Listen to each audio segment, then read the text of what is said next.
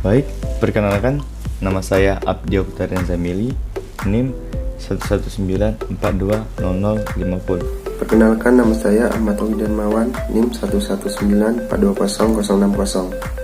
Perkenalkan, nama saya Dinta Aurelia Sanjaya, NIM 119420026. Perkenalkan, nama saya Nanda Widya, NIM 119420016. Perkenalkan, nama saya Mirza Silviana, NIM 119420061. Dengan hutan, bagian 1. Karakteristik sumber daya alam dan pengelolaannya.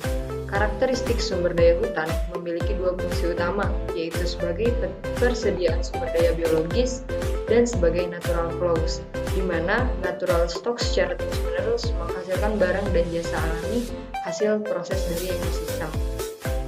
Karakteristik dari hutan memproduksi barang dan jasa privat maupun publik. Banyak manfaat yang sangat penting dari hutan yang termasuk ke dalam barang publik, seperti oksigen, penyimpanan air, tempat tinggal, satwa, dan sebagainya.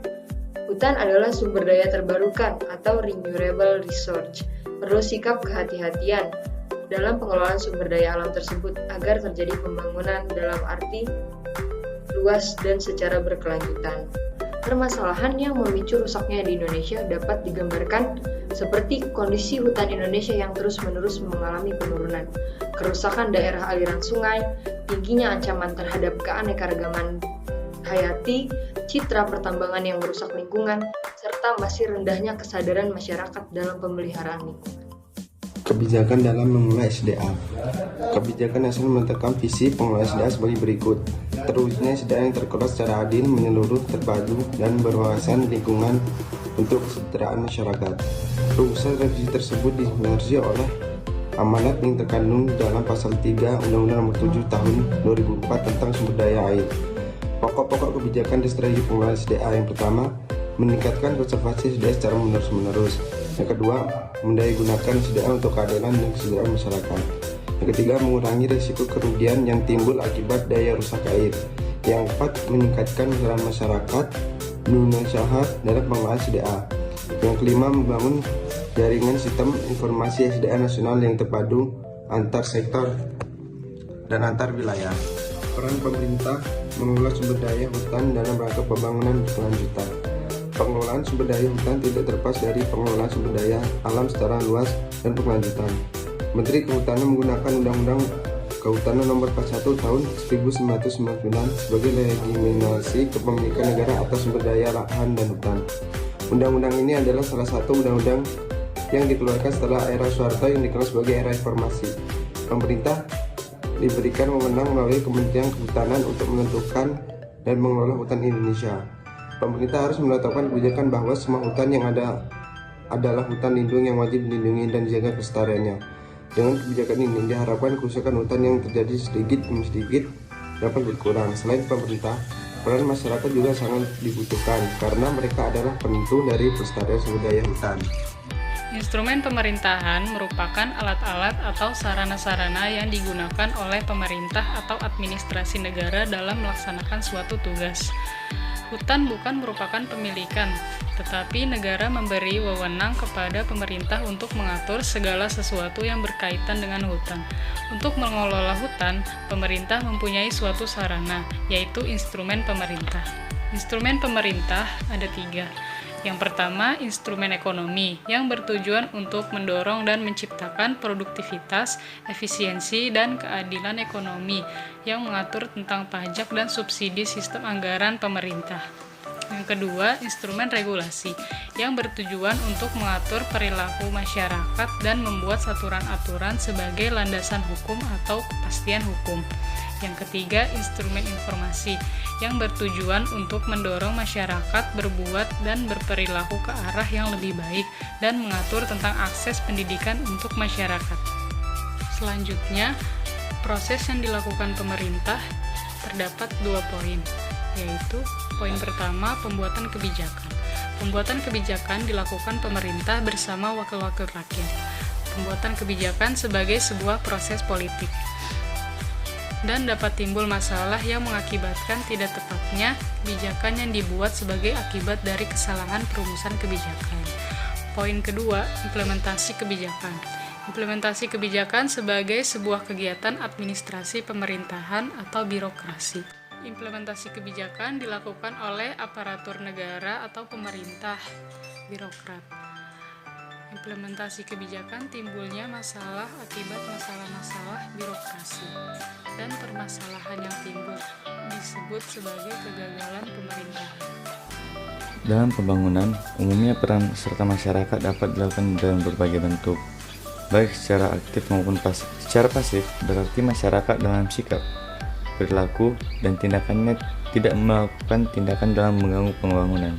Sedangkan secara aktif dengan turut serta memperlancar aktivitas pembangunan pada umumnya. Dan pada pembangunan hutan pada khususnya. Wujud konkret peran masyarakat dapat dilakukan sebagai berikut, yaitu berupa usulan, tenaga, material, dan teknologi yang dimiliki oleh masyarakat tersebut. Berupa usulan dapat seperti bentuk peran serta yang berupa pemikiran atau ide-ide yang dapat digaungkan melalui gagasan-gagasan oleh masyarakat tersebut. Sedangkan tenaga merupakan bentuk peran fisik. Sedangkan material merupakan peran serta kontribusi masyarakat memberikan bantuan seperti lahan ataupun bahan material lain. Kemudian dengan teknologi, masyarakat tersebut dapat membantu pembangunan dan pengelolaan hutan semampu dengan teknologi yang mereka punyai. Kelembagaan dan aturan dalam masyarakat pengurusan hutan telah diatur pada Undang-Undang Pasal 10 Nomor 41 Tahun 1999 dan Undang-Undang Nomor 19 Tahun 2004 tentang Peraturan Pemerintah Pengganti Undang-Undang Nomor 1 Tahun 2004 tentang perubahan atas Undang-Undang Nomor 41 Tahun 1999 tentang Kehutanan. Menjadi undang-undang menyatakan bahwa pengurusan hutan sebagaimana dimaksud pada ayat pertama meliputi penyelenggaraan perencanaan kehutanan, pengelolaan hutan, penelitian dan pengembangan, pendidikan dan latihan, serta penyaluran kehutanan dan pengawasan. Pengelolaan kehutanan pada masa Orde Baru didasarkan pada kebijakan sistem pengelolaan kehutanan. Pada paradigma pertumbuhan ekonomi semata tanpa memperhatikan keseimbangan ekologi maupun kepentingan sosial budaya serta ekonomi masyarakat yang tinggal di sekitar hutan. Pengelolaan sumber daya hutan.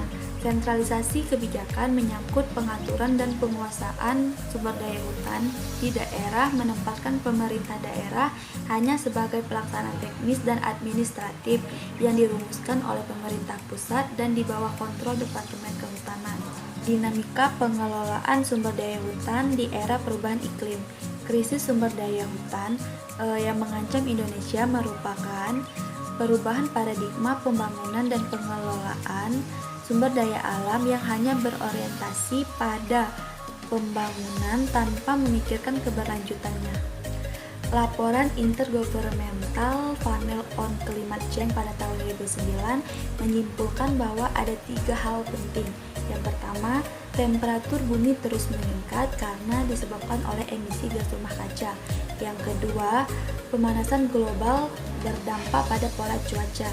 Yang ketiga, konsentrasi gas rumah kaca dapat dikurangi apabila pemerintah dan masyarakat dapat mengendalikan emisi gas rumah kaca. Melihat secara historis, kerusakan hutan dari masa ke masa itu diakibatkan karena kita kurang bijaknya memperlakukan hutan dan kita tidak memikirkan bagaimana mengelola hutan secara berkelanjutan atau secara lestari. Sehingga pada masa sekarang banyak terjadi konflik-konflik sosial yang terjadi antara pemerintah dan masyarakat akibat dari kebijakan-kebijakan pemerintah yang tidak sesuai dengan masyarakat di sekitar hutan.